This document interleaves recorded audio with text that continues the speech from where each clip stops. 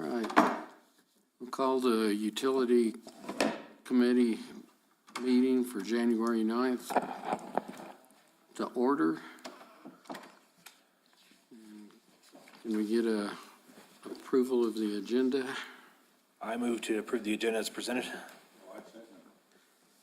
All right. Has anybody had a chance to look at the notes from last meeting?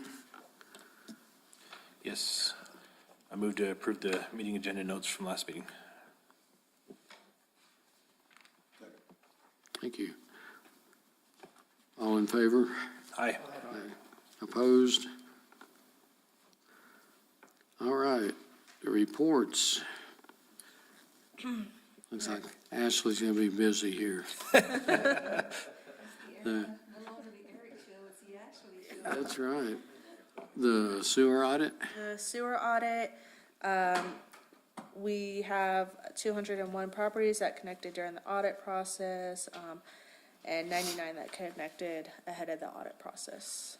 And, hopefully, we should be getting back into the groove of things and, starting to pick up the sewer audit. It depends on if Adam can get employees and, just time, among everything else, so.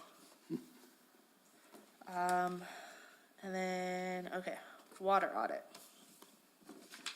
So we broke the 300, John. That's good. Too late now, you already have your permit. Better late than never. So on the first graph, we can see with the trailing 12-month indicators that our non-revenue water is increasing right now, along with our infrastructure leakage index. So that could probably be due to, I would assume you guys had a lot of leaks the past couple of months, right? Yeah, and this next month is even going to be worse. This last month is there weren't a whole lot of leaks, but there were the big ones. So Okay. Yeah, and this is all the way through November right now, so we're not even looking at December's yet. And so, the other graph as well is showing that our billed authorized consumption is now less than our non-revenue water. So again, with the massive leaks we've been having, so hopefully, as these leaks start going down, we'll start kind of seeing that decrease again with our non-revenue water. And then the final graph, we're just kind of showing what you were guys seeing with the bar graphs. Definitely that last line is the non-revenue water slightly now surpassing the billed consumption of the water, but we can also kind of see the massive drops that are going on as well in the dotted lines. So hopefully as leaks start getting fixed, we'll be back on track. All right, for our leak detection update, Britt Klein from Walks Water Services did reach out. They are starting to make their schedule for their upcoming year. So we are responding back to them and trying to get something set up, and get a quote of how much, a third of the village is gonna, be, and then we'll bring a task order to council, just approving the work, so we can go ahead and get started on that, a third of the town for the leaks, and, hopefully, maybe we can start in April. We'll see what they have to say though, if that works for them. I had a question. Last meeting, Marty said that there are a bunch of small leaks that they weren't even going to try to find, at least for now. One time Eric had mentioned he thought in some of the areas we could turn down the pressure, at least at night. Can't do it. No. Well, you know, and that's the whole thing is a lot of people don't understand is once you disturb that pressure in those lines, that's when you start creating leaks.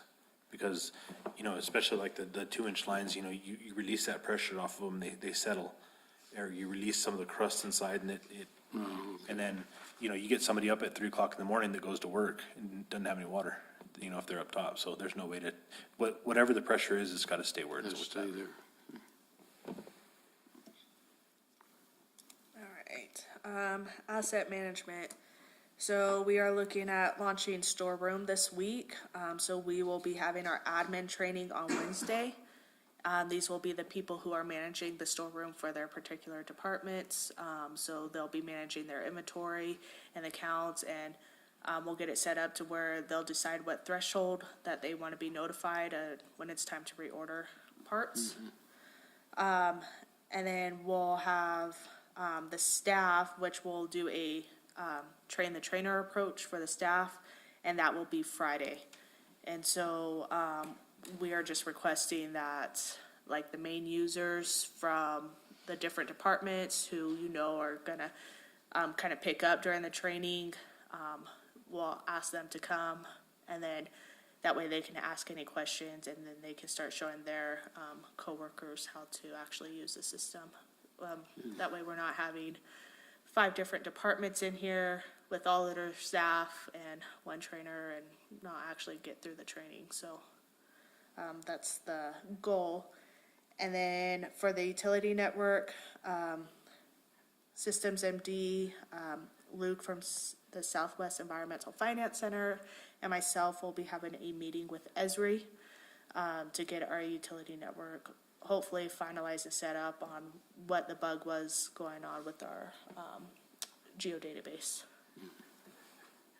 to finalize that setup.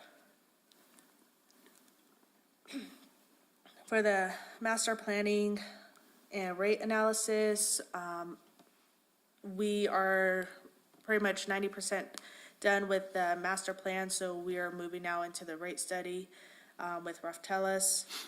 And so we will be having a meeting this Friday from 9 to 10:30 to with the key users or the key personnel within the departments to go over the rate study, and if they have any questions that they can ask us. And then we'll have those same personnel on the 19th meeting, and then if Raftellus wants anybody additional there, at which point we'll go ahead and extend the invite out, but they're just trying to kind of wrap up their rate study and get their finalized questions before submitting the final project over to Sauter Miller. And so they're hoping, Raftellus is hoping to put together a document and a PowerPoint presentation to be presented in council in March. This will just be a preliminary though. And then after that, the water, wastewater, and regional wastewater treatment plant will need to be finalized and sent over for review. And then solid waste, because there was a delay in start, they're going to also be wrapping up some stuff. And then the goal is for everything to come together in September or October.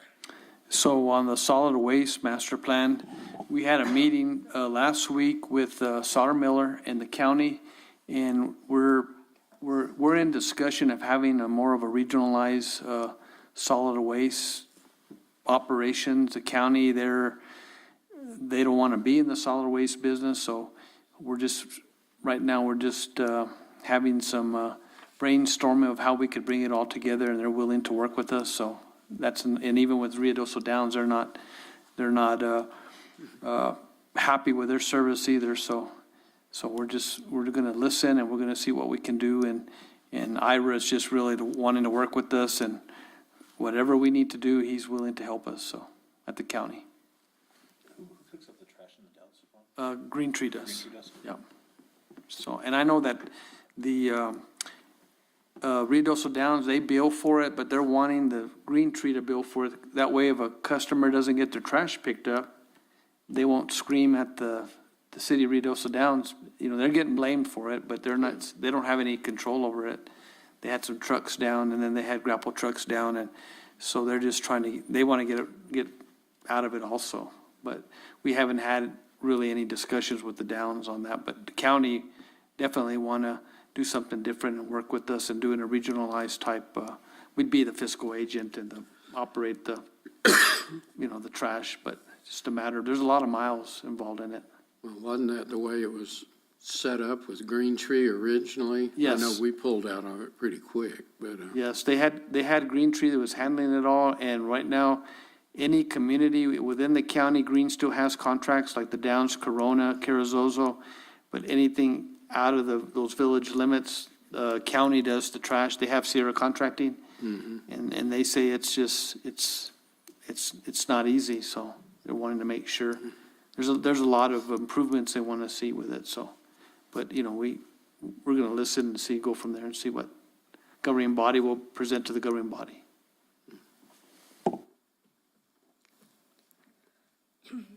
So, any questions on the reports? not yet.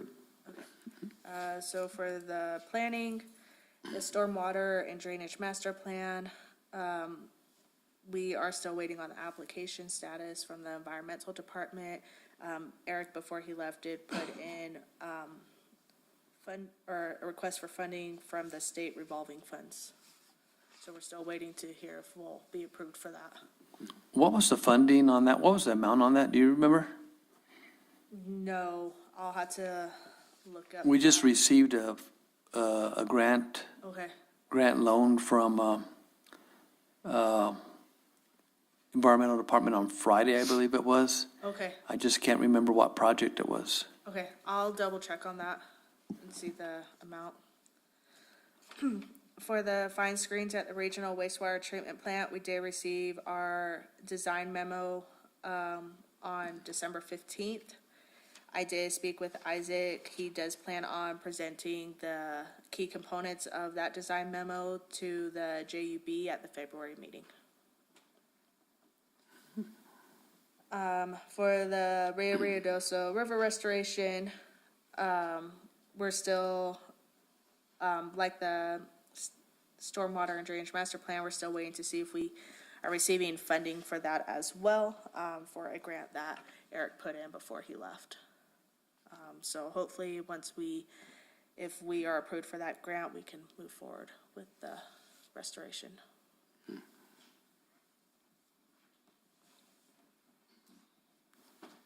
Will you get a break for a minute?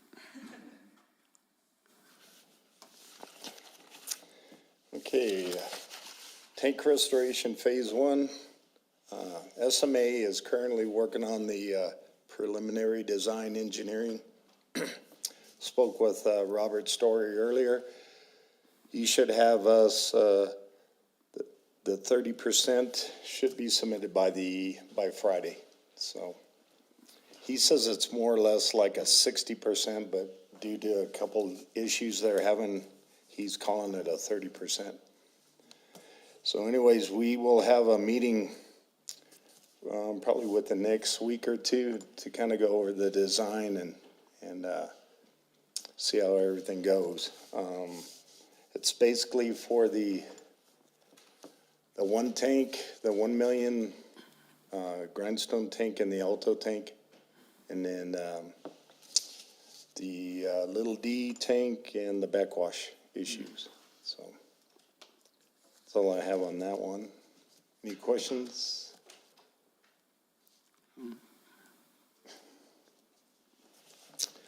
Let me see, number 2, the grindstone and Alto Dam inspection. The survey, most of that project is completed except for the 48-inch line, the sediment removal. But we're working on that. Rubicon Applied Divers submitted a cost proposal to Yay, and then Yay submitted one to us. All the documents, everything's set up on Nova's agenda. And we were going to put it on the January meeting, but we postponed it until we validate the funding. So, but I've been working on a bunch of the task orders that still has a dollar amount. I'm finding quite a bit of money that's still available that we saved on the other projects. So, yeah. see, the Grindstone Emergency Spillway and Assessment, received the 60% design on the repair on December 31st. And they've got all the documents and everything pretty much set up. We're gonna be reviewing that by mid-January to kind of go over the design and make sure we're not missing anything, so. That's pretty much all I have. Any questions? Okay, the Alto Reservoir improvements. So for the Alto Reservoir improvements, we did receive our 100% design on December 7th, and we'll be reviewing those internally, and just making sure everything was addressed that we wanted on there.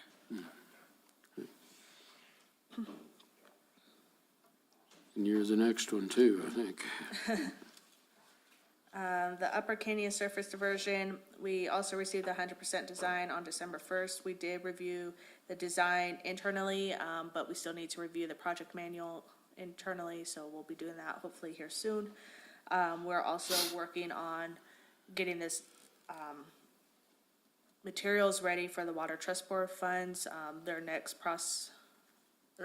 stage of funding process is due here in a couple of weeks. So in order to keep being qualified for this funding that they are proposing to legislation, we do need to still follow requirements. So they are requesting information that will be due in a couple of weeks. So we're getting that put together. If you get funding, are you still looking at fall to do the work, or? Hopefully, that's the goal, is we can still move forward at the proposed schedule.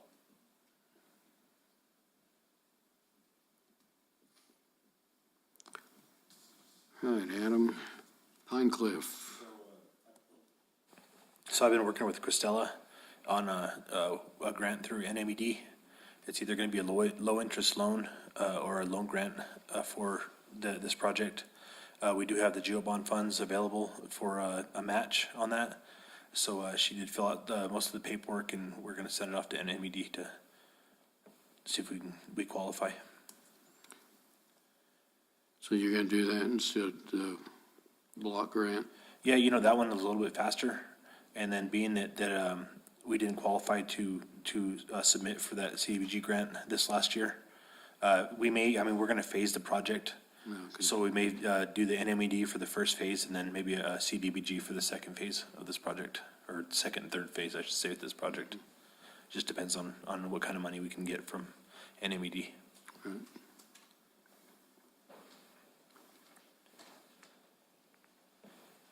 It's you again, Ashley. No, it's actually me. Oh, Leonard's Good gonna do afternoon, it. everyone. And this is regarding the river well restoration for well name H 1979 S13 and S3 well restoration. So I did speak with Drea, and we did, the bid advertisement for the project was reopened on December 30th. So since we had the last bid process opened over the holidays, we didn't see much activity. We're hoping that now that we're at the beginning of the year there, reopening the bid should hopefully yield better results as far as contractors are concerned. So the bid advertisement will close on January the 19th. Hey, Leonard, was this one already, did this one already go out to bid and was awarded and then it came back out? What No, was that? sir. What was the last one that was awarded for the 2 wells? That's gonna be the next project. We're discussing the phase 3. Okay, don't listen to me then. Does anyone have any questions regarding the well S3 and S13? Thank you, guys. Thanks. Come on. Okay. So Eagle Creek Wellfield Phase 3, we did have our pre-construction meeting on December 20th with Ryan Roper and Casey Cook with Molson Corbin. We are waiting on a start date though, because we don't want to go ahead and start the project and then because they can't get any materials in, now we're having to do a change order. So we did follow up with the Water Trust Board funding, since that is being funded through this. And as long as we meet our drawdown, we'll still be good. So it sounds like we should still be meeting our drawdown even if we have a slightly delayed start. Casey's gonna be following up with Ryan Roper just to make sure that, trying to get a good lead time, an ETA that will start this project. From what I understand, I'm talking to Ryan last week, he's looking at at least a 3-month lead time on some of the parts. Okay. And they probably lied to him. Oh, I'm sure. All right, so, thank you. We'll look into that. Soon. All right, Region 9 sewer line extension. Region 9, MP Chavez has got about 200 feet left to dig on that sewer line.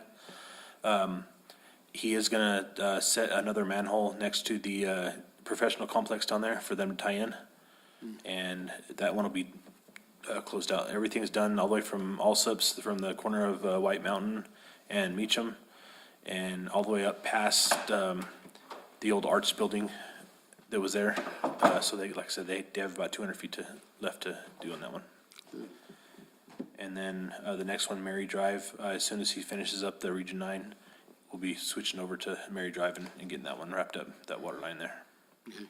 On the Region 9 line, are we gonna be able to get any other hookups from that? He did do a stub out for that little arts building, whatever, that little house right there.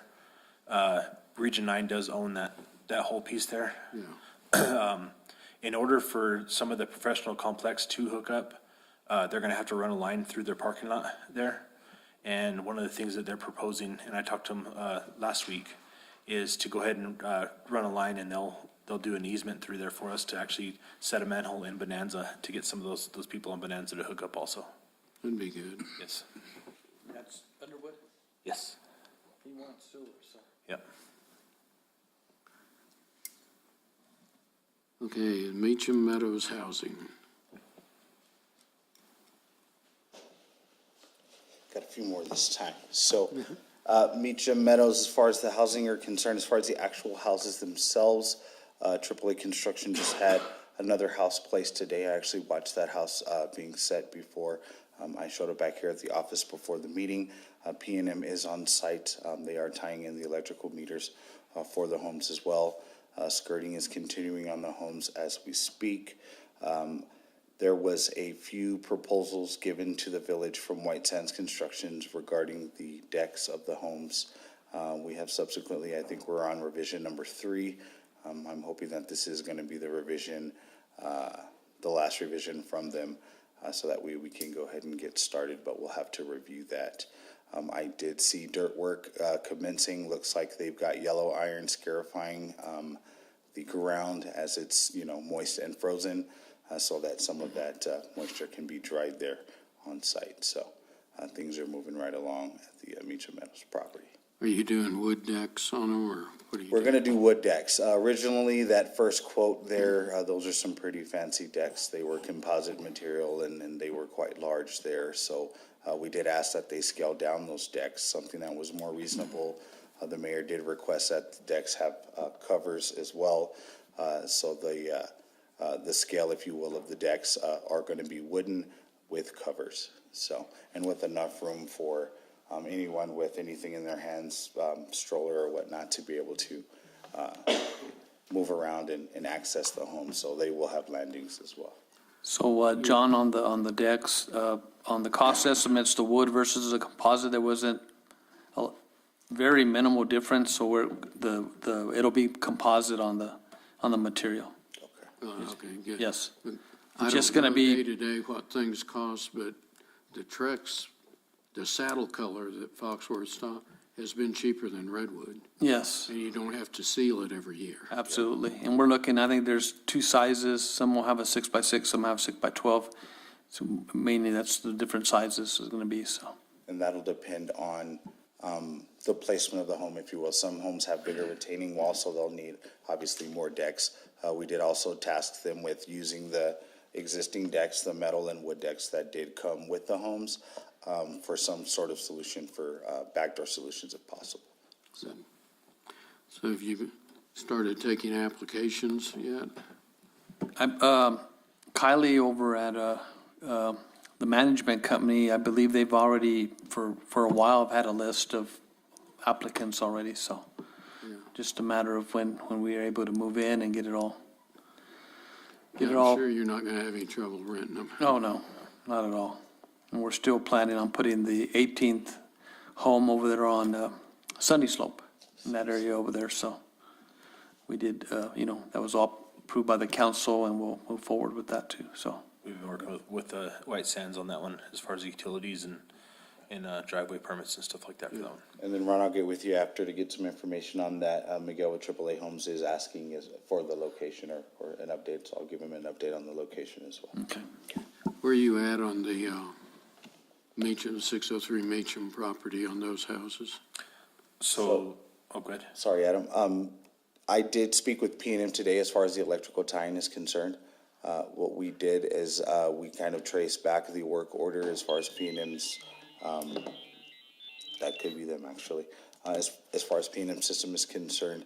And I did leave my card with an engineer, so we're just following up to see exactly where the status is for them to finish the tie-in. I know LeMay Electric did come in and do some work on the inside of the home as well, so.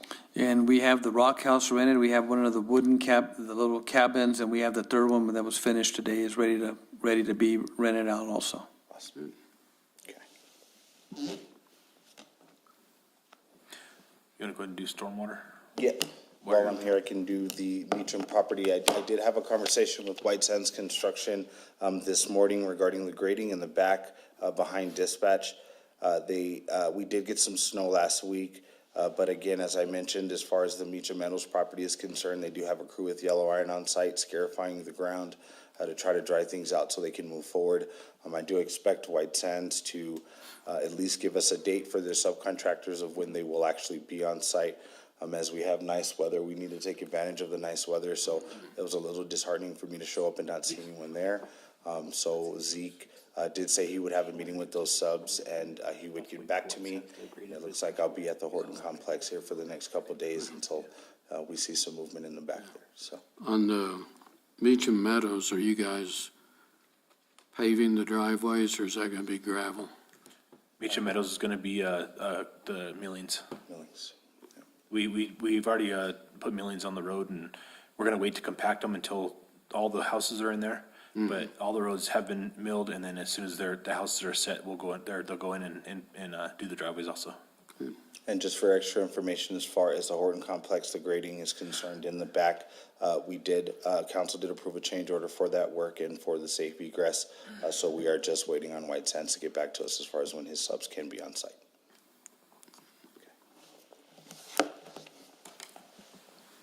All right, Hazard, stations and force mains. let's do, I think we skipped hazard mitigation. Oh, you got that, okay. So AUI has been on site. They have gotten most of their blocks in for the armament on Upper Canyon at location 8. It's actually at the Can't Stop Smoking place over there. They have been working on location 9, which is Fox Drive and Main Road, to install the manhole there. They did some CCTV, and they were actually there today digging, just spotting a service line that's going to be in that manhole. We're still working, Ron, Christel, and myself, been working on the easements. There's a couple, location 7, which is right above Second Bridge, is where they're going to be doing the bypass. We needed a little bit bigger easement to set their pumps for their bypass pumping, the Wolfords. And we have been in communications with them. Everything looks like it's going to be pretty streamlined with that. We have obtained another easement, a signed easement at location 8 with the Sherwoods. And I think the only one we're waiting on is the location 16 and one more on location 8A, I believe. Who's that? Which one's 8A? That's Dismera, right? No, 8A is, we have the Wolford, we have Sherwoods and Underwoods. Yeah, so we're waiting on Underwood, right? No, we're, waiting on, We have No, Morrison and Dismurra. that's the, there's a trust. Oh, yeah, the trust, yes, JBA trust. JBA trust, I'm sorry. Yes, that's It's a location really 5. odd one, it's a firm that the family has that property in a trust, and they're allowing their attorney and the financial institution to kind of negotiate on it, so it's been a strange one. You can't talk to the property owners, you have to go through the attorney, and then they'll come back a few days later, and then you give them an answer, and then a week later, and it's just one of those hit and miss. So you talking about the Sherwood Dogs singing pines? Yes, Yeah, the Sherwoods actually signed, that was a little rough for a while, but they finally did sign the easement. I had a conversation with his dad over Christmas and told him that it was gonna go through eminent domain. He wasn't gonna win. Oh, man. Well, we have another one there that we're working on, and it's been a little difficult, so far we haven't had to file on anybody, but potentially we may have one, so. Well, that's not too bad out of all those you had to get. no, it's been Ron, I'm sure Ron got some more gray hair out of it. Oh, yeah. Made a lot of friends. So like I said, they're moving forward with for what they can do, some tree removal. Baca Tree Services has been up here on some of the locations that we can do some cutting on. And P&M has actually moved a pole on Fern Trail and Leech Drive. They've moved their power lines and the poles over actually to give us access to be able to enter the river and do some of the work in there. We also have requested another easement behind Allsup's there, where that old trailer park. Stephen Darst, do you know Stephen Darst? He's a school teacher, he lives in Texas, and we were able to obtain the first one, and then engineers came back, we needed another easement, so he's agreed to do that, but there's some demo going on with some mobile homes. You've probably seen those, John? Yeah. Well, they're getting them. I don't know how long that's gonna take, but it's still underway. Why do they can't put them back? No, No, he wants them out of there. He's been saying that he's trying to clean that place up. In the two first mobile homes that are there, the one that they're turned down and the one next to it, we actually need about another 7 feet in order to put that wall in. And that's actually gonna move the river over a little bit more to keep it away from like the Slotchkis complex there, where it's eroding there. If they can actually get that done, it'll actually move that river over and get it away from that and keep it from eroding there.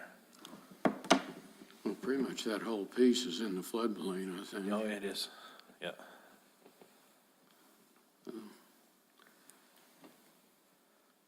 How come your shop's not on closeout? Well, it'll be on the agenda yeah, tomorrow. it'll be on the agenda tomorrow. So the RJU shop building, they poured the pad out front, the concrete apron out front. HVAC is set. Electricians were there today, doing the final electrical, for the HVAC and stuff like that, running some stuff inside. Interior of the building is pretty much complete. We're waiting on tomorrow's meeting. There was an issue with the shower pan, the shower. Engineers had designed it, from a layman's term, when I walk in there, it looks like a shower to me. It was just all concrete, had the slope to the drain. CID came in and said that there has to be an ADA pan there. So the concrete's gonna have to be chipped out, the drain's gonna have to be moved over, and a pan set in that bathroom. And then we'll get, So the engineers missed that? oh yeah, engineers missed that, and the CID actually missed it on the preliminary review. So, So it's a change order tomorrow. yeah. Make Tim happy. We're not gonna, we're gonna go ahead, we wanna get it approved, but we're gonna also follow up on the other end of the contract, so, with Wilson and With the Company. Wilson Company. They're aware of it, so. And then the lift stations, Smithco has remobilized. Bigsby Electric is actually out there today doing some electrical, setting the meter pole at Circle And tomorrow, we're actually doing the first fire up of Sleepy Hollow and some training. So they're having to run, change out some, the VFDs in the control panel to the single phase from 3-phase, which we've already dealt with. They're just coming up to run their wires and actually cycle the pumps to make sure the pumps are running the right way. They'll fill the lift station and do a pump test on it and do some training for the guys.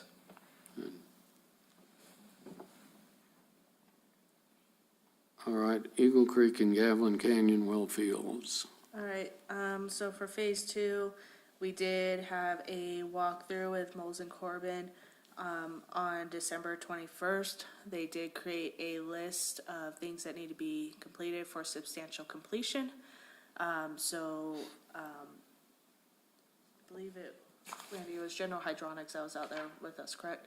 That will, they're working on getting everything finalized, that way they can move into the substantial completion phase. Good. Is a sidewalk rehab. So upper side of the sidewalk, Renegade Construction has framed up, dug out and framed up the new sidewalk and curb in front of 2906 Sudderth.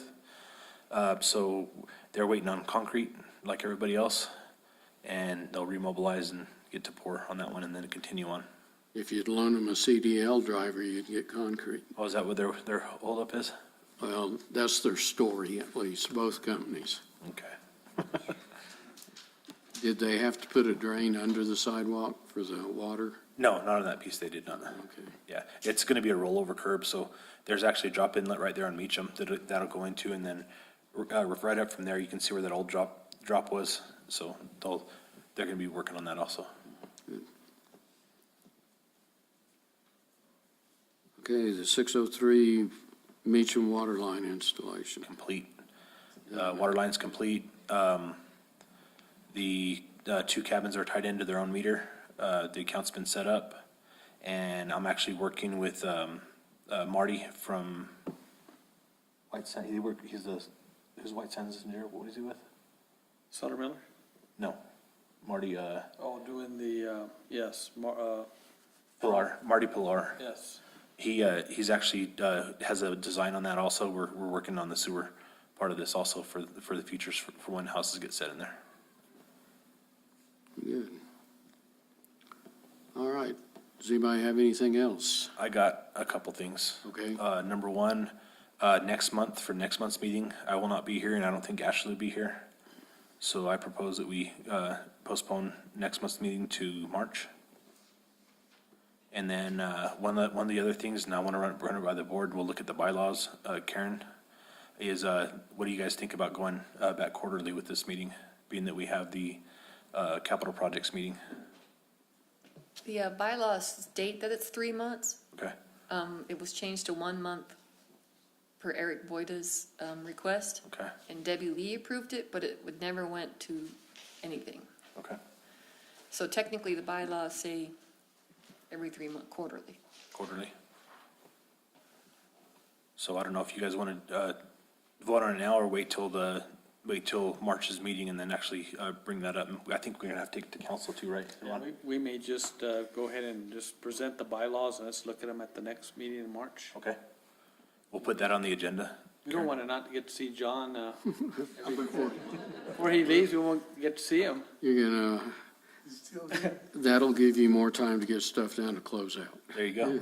Yeah. That's all I had. All right, well, if there's anything else, I guess Karen will let us know about the March meeting, the date. And if there's no holidays or anything, it will just be the first Monday. Yeah, okay. I'm not sure, I don't have a calendar in front of me. All right, well, I guess the meeting's adjourned. Thank you. Do you know how to shut it down, Ashley? You know how to shut it down, right? Yeah. Okay. March 6th would be the. Thank you, Randy.